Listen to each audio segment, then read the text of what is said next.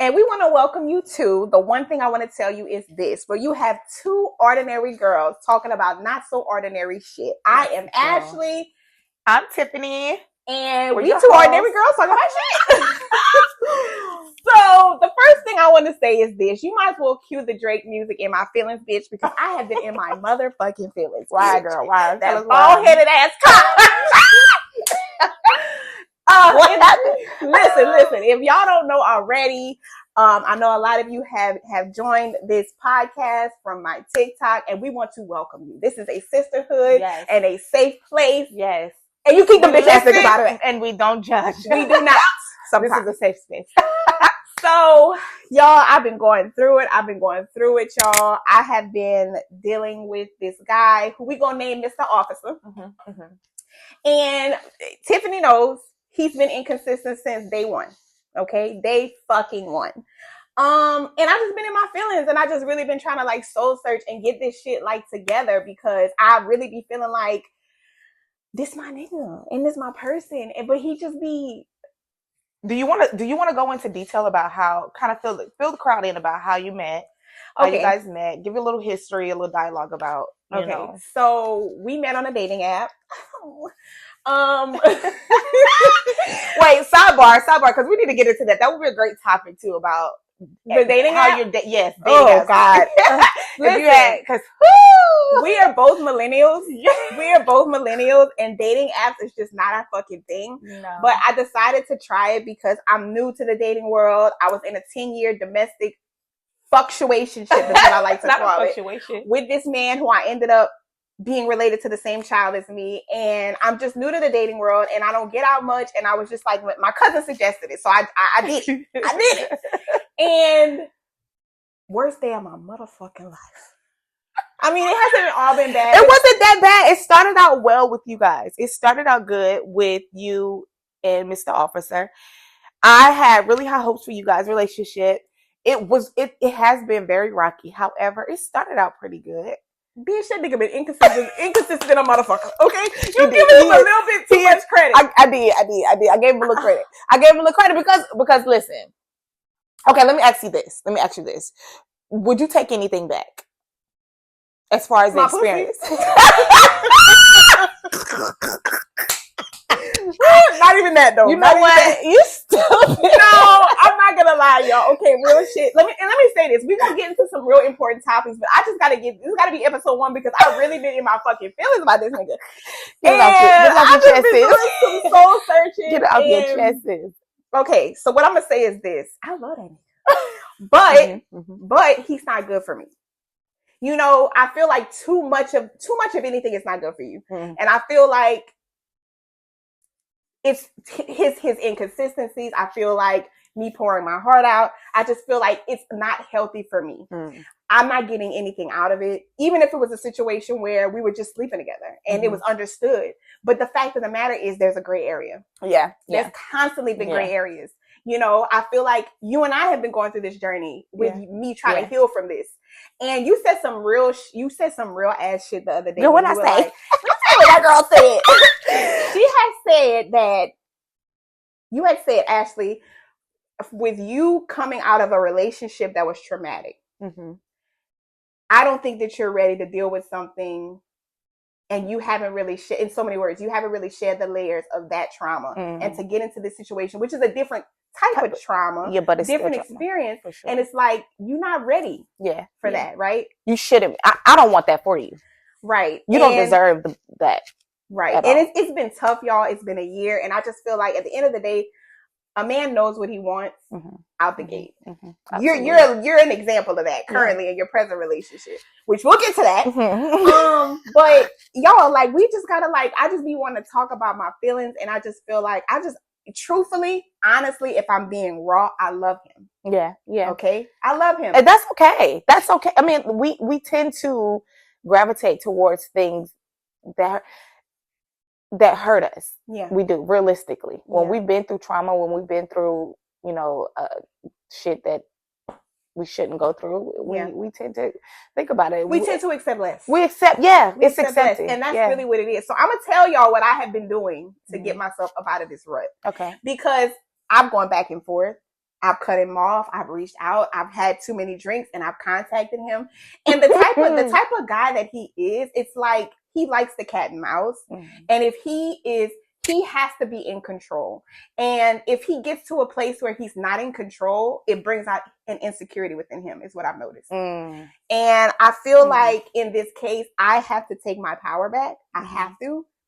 And what I've been doing is okay, so I'm gonna be real with y'all. I did some thirsty ass shit. My Facebook was private. Okay, it still is private. But I made my stories public after I sent that nigga that friend request, which is still in pending motherfucking status. And he had texted me, was like, "Oh, you playing game? Like, what are you doing?" And I'm not the type of chick that play no games. I'm not, but I feel like this nigga was playing so many games with me over the summer that I feel like that spirit jumped into me a little bit. You had to reciprocate. I did. Ain't nothing wrong with that. I sent him a friend request. Y'all know that nigga ain't accepted that shit, and it's been since fucking June. That's crazy. That's crazy, right? So ever since then, I said, you know what? This nigga gonna see me. He gonna see me. So I made my stories public, right? Now, granted, we're not friends, but I always have an unknown viewer. And I know who that bitch is. I know it's him. And, because like initially I would kind of go look at his and, clearly he could see that. Well, I don't know how many unknown viewers he has, but his stories are public as well. But his page is kind of private, right? Okay. Anywho, I've also been diving deep into attachment styles. I got a question. Okay, go ahead. Quick, before you get into that. Because if you are... Okay, I see. If your page is private, then you come up as an unknown... You come up as an unknown viewer. Not if your page is private, if you're not friends with the person. So we're not friends. Yeah. So if my... Because you can separate your actual page from your stories. Right. My stories are public. My page is private. Right. So if I'm not friends with you and you view my story, I see that an unknown person viewed it. Right. But sometimes, because I have the same thing. Like I be seeing that too. But sometimes if we're not, I've seen people that I'm not friends with. It'll still show me who viewed it, that person. But but you see, I think your Facebook, you have like you monetize off. Yours is different. Oh, okay. That makes sense. Yeah. So I know it's him. Yeah, because first of all, it ain't the man that's related to the same child as me because he fucking blocked, bitch. It's Great Wall of China up in this hole. He gets no access to me. Bitch, if I find out what he fuck with up on here, bitch, I block that hoe too. I block that hoe too. Y'all ain't getting no parts of this. That whole ass nigga he created a fake kid. I like that nigga too. Listen, I don't play. Yo, listen, Morgan had the random man from Atlanta. I got the man that's related to the same child as me. That nigga is absolutely the fuck not. So I know it's not him. I know it's him. So I got a little satisfaction out of knowing that he was still checking for me, right? It would do something to me. Then, bitch, I would get in my fucking head about it. I'd be on TikTok. These TikTok readers would be like, girl, he wants you. Not you. Not the media. He wants you. And I'm like, I cannot. It was really feeding into my delusion. You are stupid, it was feeding into my delusion. So I would find myself. But that shit be low key lit though. For real. But they do be telling the truth though. That shit, yes. It be some of them. It be some of them do. Sometimes some delusion is okay. It be too fucking real. Like it be too accurate. Yeah. Some of the stuff, right? I have to say that's true. But I found it was just I was getting in my head about it. I was really tripping, bitch. I was tweaking on that. Excuse me, and y'all gotta understand, Tiffany was with me throughout the whole summer going through this shit, y'all. When I tell y'all this nigga had me weak in the knees, stand up, bitch. Y'all, like, yo, how many different like when I tell y'all, listen, we broke out praying one night. Fucking right. My girl came over, spent the whole summer with me at the crib, literally like sleeping in, going to work, getting up, like just trying to date. Really, it was just when I tell y'all that nigga had my girl in the chokehold. So motherfucking chokehold. Y'all don't understand. And even talking about it sometimes. And let me tell y'all something else. I don't consider myself a religious person. I consider myself more spiritual. Mm-hmm. I'm very intuitive. Mm-hmm. I feel things or whatever. And I do believe that people manifest people, right? I do believe that people, the energy, I feel it, right? And I know that at times, like randomly, I took my daughter to a Christmas parade last night, and I've been good. Why this nigga name popped up in my, like I heard it in my head. And I'm just like, yo, nigga. You know what they say when you think about somebody, they're thinking about you. That's what I'm thinking it is. And I'm like, yo, get the fuck out of my head. Okay. So I'm going to tell y'all what I had to do. I told y'all my stories were public. I completely blocked him and I deactivated my Facebook. And the reason why I deactivated my Facebook was because I felt like I was triggered and I would want to go and seek him out, right? I would want to go just see him. And I was like, okay, that has to stop, right? Out of sight, out of mind. So I blocked him on Facebook and then I blocked him from contacting me. Now, I'm not going to act like this man has not still contacting me, even though I blocked him, because you remember the incident that happened. Wish that made me feel like that nigga loved me. But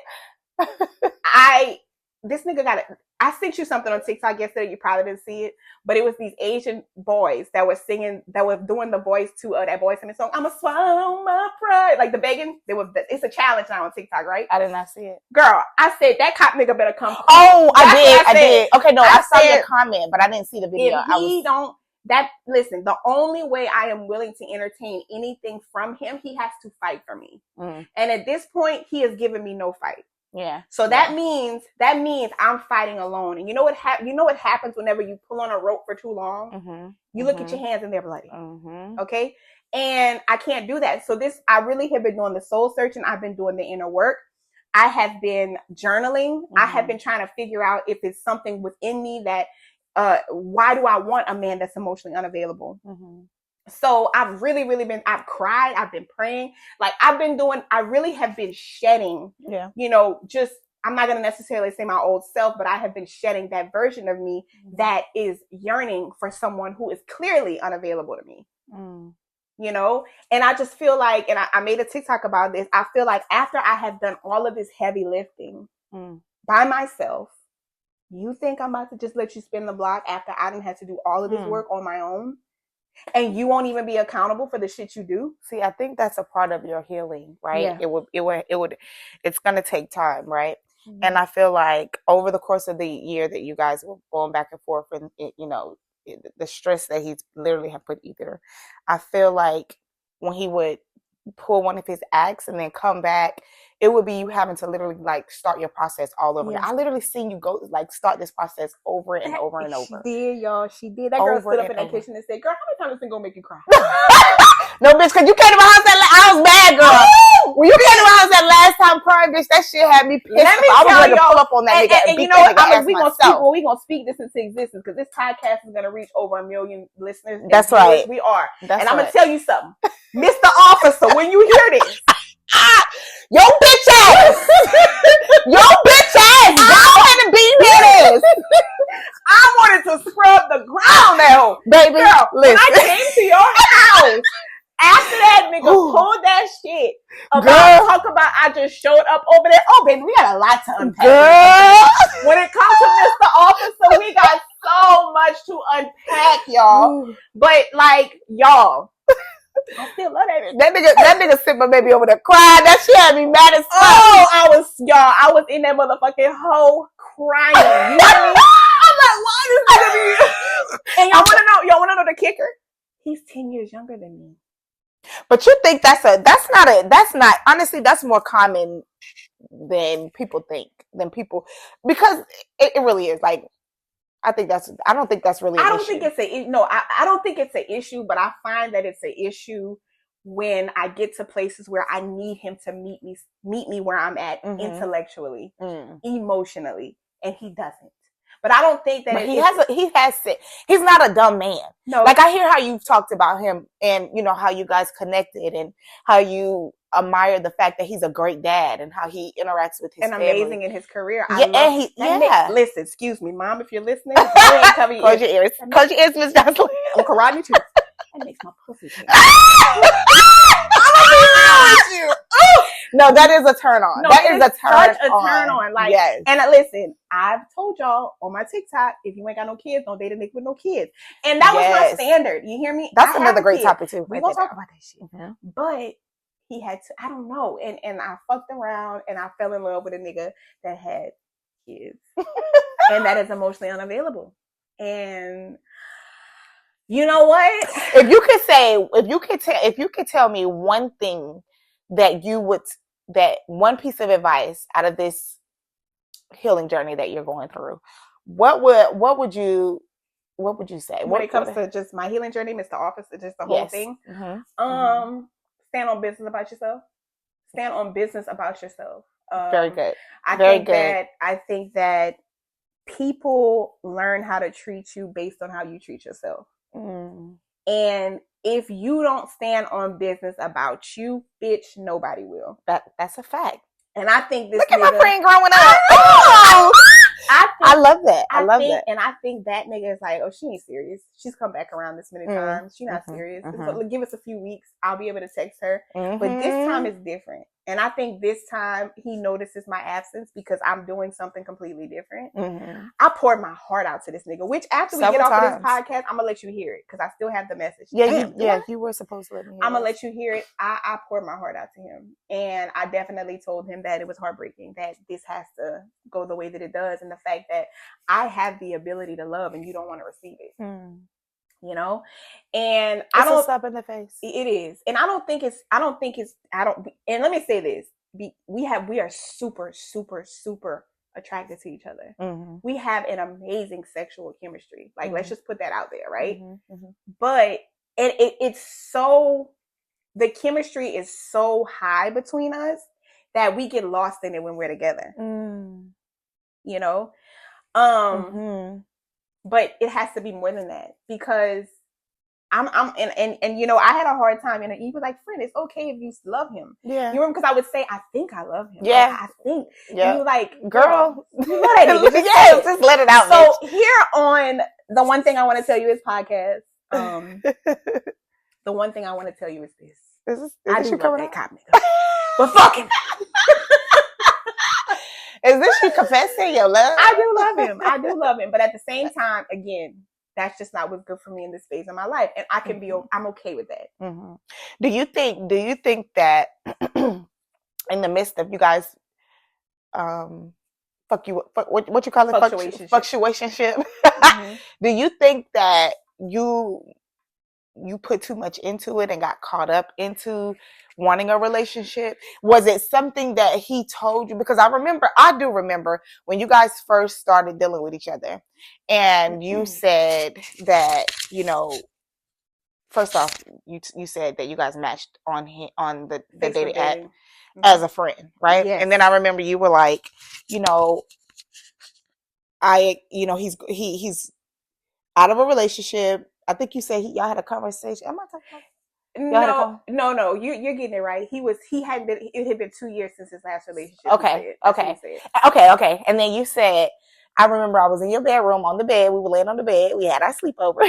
And you was like, you know, I'm respecting his space. You were just, to me, you were being very understanding of his situation, right? And I also saw that you were neglecting what you really wanted. Absolutely, 100%. Yes. I neglected myself. I was, yes. 100. Completely, and I'm like, bitch, how many times we said we get married together, bitch? All right. How many times you said you wanted your man to show up for you? And absolutely, I told him that. Yeah, I said, I need you to show up for me. You know, and whatever. What was the question?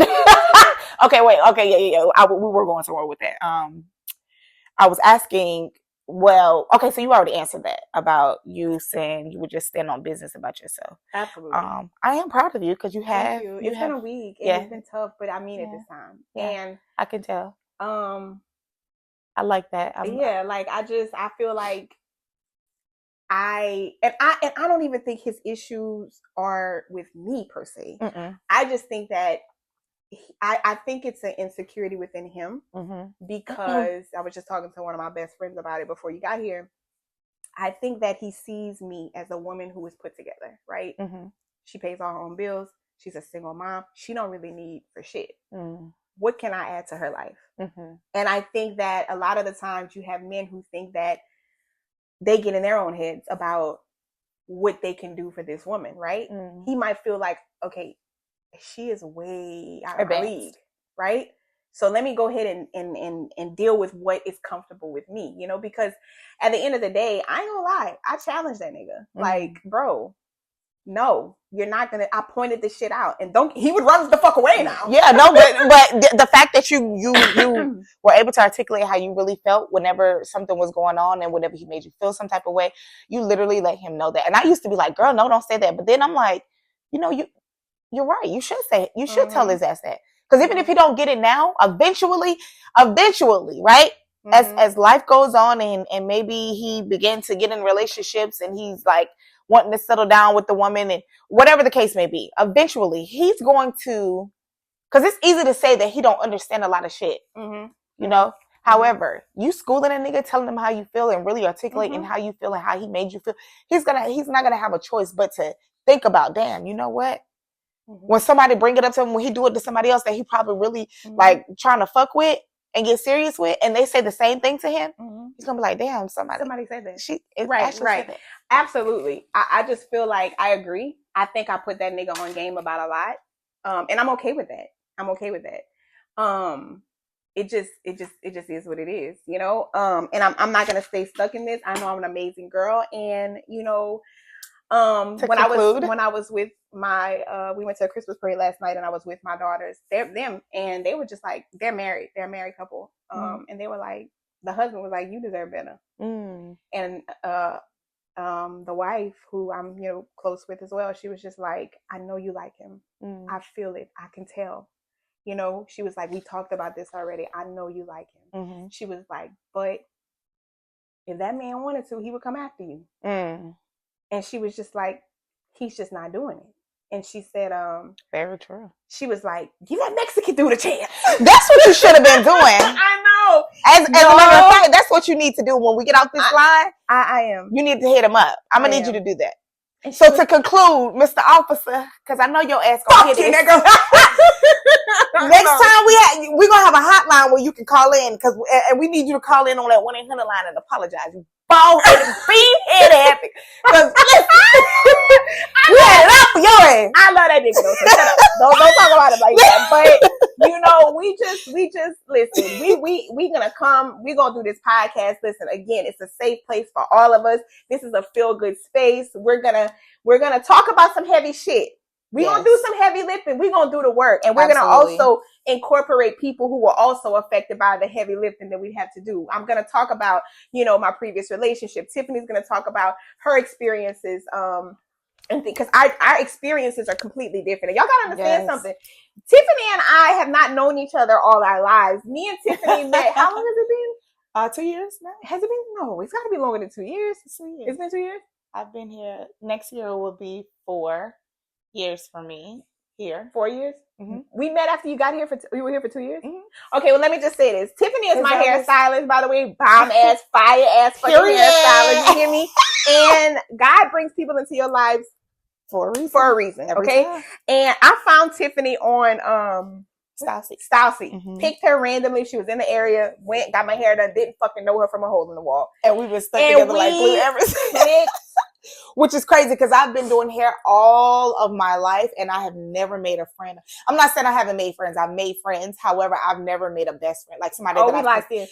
Literally. Right. And somebody was like, one person asked me, they were like, damn. She was like, y'all just met each other, and she was like, y'all are like best friends. I'm like, girl, yeah. I was like, first of all, I don't have the personality. Well, I have a personality that gets along with a lot of people, but to be this locked in with a person, no, we connected, you know? And so with us being so locked in or whatever, like we have literally just talked about our relationship experiences. Tiffany has told me things about, you know, things she's experienced that I'm like, damn, bitch, we need to talk about this shit. And, you know, even though my relationship was one long relationship over the span of 10 years, I'm new to this dating world. There's things that Tiffany shares with me about her insight. You know what I mean? So, girl, cause I done had some. So we gonna wrap this up with Tiffany. We gonna leave y'all with one thing. Tiffany, go ahead and leave our ladies.